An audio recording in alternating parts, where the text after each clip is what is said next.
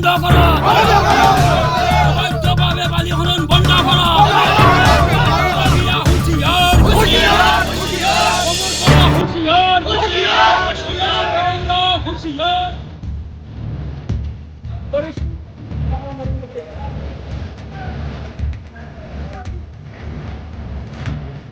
নমস্কাৰ থাকিল। আজি এই মিডিয়াটোৰ জৰিয়তে আমি আজি ইয়াত ৰাইজে গোটাই ওলাই আহি যিটো অবৈধভাৱে ইয়াতে নদীত বালি মহল খুলিছে আৰু এনেকৈ খান্দি নি আছে। ওচৰতে আমাৰ খেতি বাতি আছে, ৰাইজৰ বছৰে বছৰে বানপানী হৈ থাকে। সেইটোৰ কাৰণে তেওঁলোকে আজি ইয়াতে ৰাইজে ওলাই পেলাই বন্ধ কৰাৰ কাৰণে আহিছোঁ ৰাইজে, যাতে শীঘ্ৰে চৰকাৰে এইটো বন্ধ কৰে যেন। আৰু যিখিনি ইয়াতে বানপানী হৈ থাকে, চৰকাৰেতো কোনো প্ৰটেকশ্যন নেদে, মাথাউৰি চাথাউৰি ইয়াতে বছৰে বানপানী হয় আৰু গাঁৱৰ খেতিবিলাক মানে এনেকৈ গৰাখহনীয়া কৰি পেলাই উঠাই লৈ যায়। সেইকাৰণত আমি আজি ইয়াতে বন্ধ কৰিব লগা হৈছে যে, কাৰণ বছৰে বছৰে এনেকৈ যদি হয় মানুহে খাব কি, থাকিব ক'ত, যদি মাটিটো যদি এনেকৈ খান্দি দি থাকে।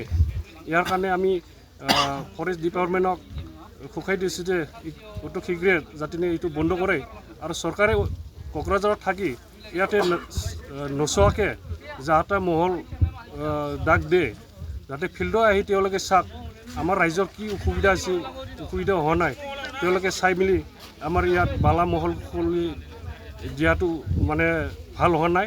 সেইটোৰ কাৰণে মই এইখিনি কৈ মোৰ বক্তব্য এইখিনি ৰাখিলোঁ। জেগাটো ইয়াতে আমাৰ চেনিগাঁও, বৰিগাঁও, নিচকুচলা, তামোলপুৰ ডিষ্ট্ৰিক্ট, গড়েশ্বৰ থানা, আমাৰ চেনিগাঁও। আজি আমি একমাহ আগৰ পৰা খান্দিছে, তাৰে আগতে আমি একবাৰ বন্ধ কৰিছিলোঁ। তেওঁলোকে আমি ৰাইজে অহাৰ পিছত তেওঁলোকৰ গাড়ী ঘোঁৰা চব উঠাই লৈ গৈছে আৰু আজি ইয়াতে আহি পেলাই তেওঁলোকে আৰু খান্দিছে। আমি বছৰে মানে এনেকৈ বাধা দি থাকোঁ, তেওঁলোকে কি কাৰণ এনেকৈ খান্দি থাকে সেইটো আমি বুজি পোৱা নাই।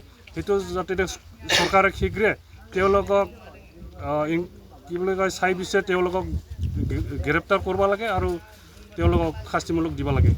এইখিনিয়ে আৰু